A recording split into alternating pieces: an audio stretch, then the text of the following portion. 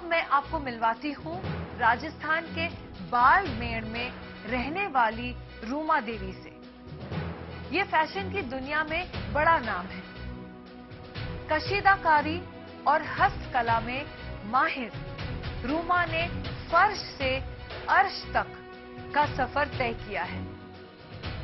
बेहद साधारण परिवार में पली बड़ी रूमा ने एक वक्त वो भी देखा है जब पैसों की कमी की वजह से अपने 1.5 साल के मासूम बेटे का इलाज नहीं करवा पाई थी और उसकी मौत हो गई थी। लेकिन आज रूमा देवी ने 30,000 से ज्यादा महिलाओं को काम दिया है। उनके काम की चर्चा अमेरिका जैसे बड़े बड़े देशों में होती है।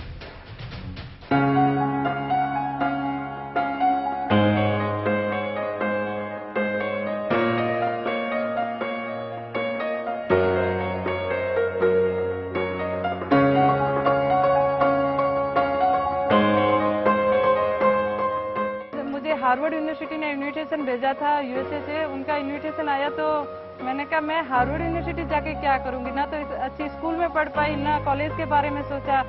तो हमने 1 महीना तक वापस जवाब भी नहीं दिया था। फिर उनका मेल आया कि ये आपके लिए अच्छा प्लेटफॉर्म है और आप यहाँ पे वहाँ के जो रूरल एरिया में काम हो रहा है यहाँ के बच्चों को आप बता सकते हैं, क्योंकि जो भी इंडिया के बारे में जानता है तो दिल्ली बॉम्बे जैसी सिटी के बारे में जान रहे हैं, लेकिन जो रूरल एरिया में क्या काम हो रहा है, क्या क्राफ्ट है, उसके बारे में भी जानना जरूरी है।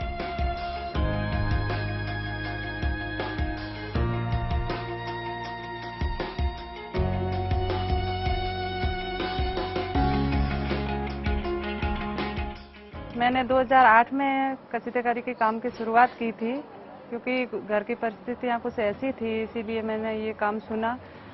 जब मैं 4 साल की थी तो मेरी मम्मी की डेथ हो गई थी और उसके बाद में 8वीं में मेरा स्कूल छूट गया था।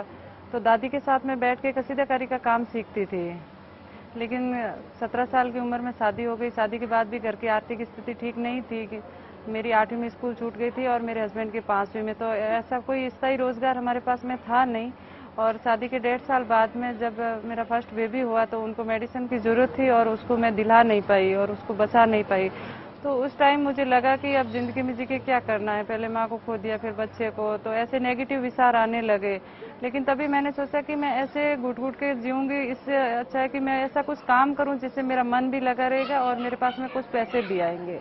लेकिन काम का ऐसा कोई जरिया नहीं था, ऐसा कोई ऑप्शन नहीं था कि मैं कहीं जाके जॉब करूं या तो किसी के घर में जाके झाड़ू पोछे का काम करूं या कंस्ट्रक्शन का काम। इसके अलावा कोई ऑप्शन नहीं था।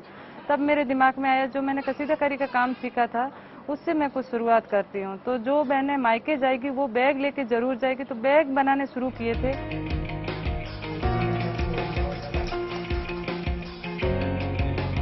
सुई धागा लेके मैंने कशीदाकारी का काम तो शुरू कर दिया, लेकिन बैग की स्टिचिंग के लिए मशीन चाहिए थी। वो मशीन मेरे पास थी नहीं और न मैं खरीदने के लिए सक्षम थी। तब एक बार और दुविधा आ गई। मैंने सोचा कि अब मैं कैसे करूंगी। फिर मेरे दिमाग में आया कि जो समस्याएं मेरे साथ में हो रही है वो और भी बहनों के साथ में होती होगी, मैं उनसे बात करके देखती हूँ। फिर मैंने अड़ोस पड़ोस की बहनों से बात किया और हमने 10 महिलाओं ने मिलकर एक एसएचजी बनाया दीप देवल के नाम से और 100 रुपए इकट्ठा करके एक सेकेंड हैंड मशीन खरीदी और वहां से हमने काम की शुरुआत की थी।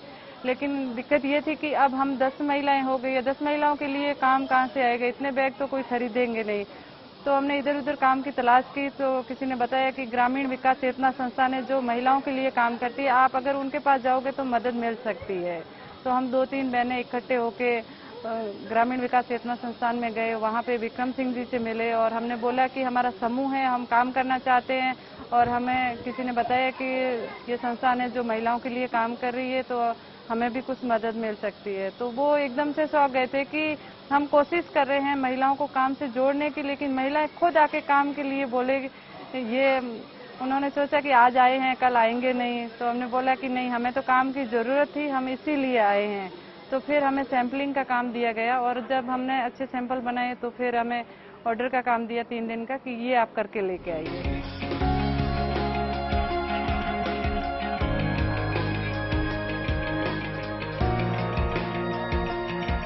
तब 2010 में दिल्ली में रफी मार्ग कॉन्स्टिट्यूशन क्लब में हमें एक एग्जीबिशन करने का मौका मिला। हम यहाँ से ट्रेन में बैठ के लोकल डब्बे में कट्टे में सामान भर के दिल्ली पहुँचे और वहाँ बहुत डर लग रहा था कि हमें हमारा प्रोडक्ट है वो किसी को पसंद आएगा या नहीं आएगा।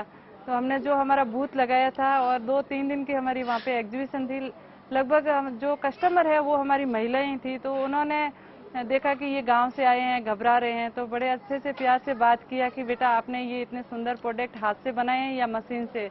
हमने कहा नहीं, ये हमारा पूरा हाथ का काम है। तो 3 दिन की एग्जीबिशन थी, उसमें लगभग 10 से 15 हजार रुपए की सेल हो गई थी और वहां से हमें हिम्मत मिल गई कि अब हम पीछे मुड़ के नहीं देखेंगे, हम इसमें नवाचार करेंगे और जो नेक्स्ट एग्जीबिशन होगी उसके लिए हम अच्छी तैयारी करके आएंगे।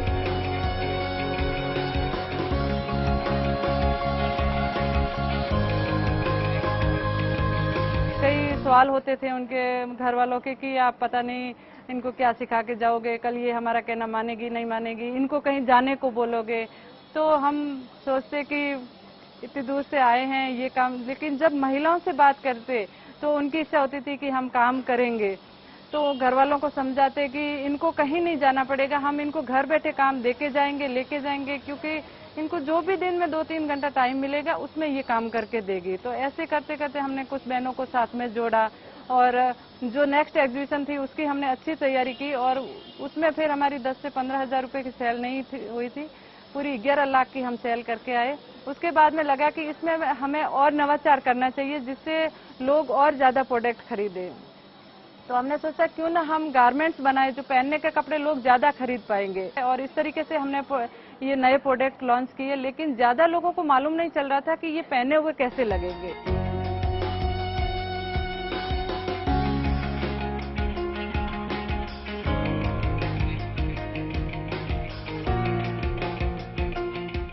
सोचा कि क्यों ना इसका अगर फैशन शो किया जाए जिससे लोगों पहने हुए देखेंगे तो ज्यादा लोगों को पसंद आएगा। तो ये सोचा, लेकिन फैशन शो, एक आर्टिजनों को फैशन शो करने का मौका कहाँ मिलेगा। बहुत इधर उधर हमने ट्राई किया, लेकिन 2016 में जयपुर में राजस्थान हेरिटेज वीक हो रहा था और वहां जाके हमने रिक्वेस्ट किया कि हमें फैशन शो करना है। तो उन्होंने भी यही बोला कि आप आर्टिजन हैं, आप कैसे फैशन शो कर पाएंगे, यहाँ पे तो बड़े डिजाइनर्स लोग आ रहे हैं, अवार्डी लोग आ रहे हैं। लेकिन हमने वहाँ पे रिक्वेस्ट किया कि हमें एक बार आप मौका दीजिए, हमें ये फैशन शो करना है। लेकिन जैसे ही हमारे प्रोडक्ट रैंप पे आए, सारी ऑडियंस और डिजाइनर सब ने खड़े होकर तालियां बजाई और 5 डिजाइनर बाड़मेर पहुंचे और यहाँ से अपना कलेक्शन बनाया। सट्टा 1600 मेरा था। उसके बाद में डिजाइनर ऑफ द ईयर का अवार्ड भी मैंने ही जीता था।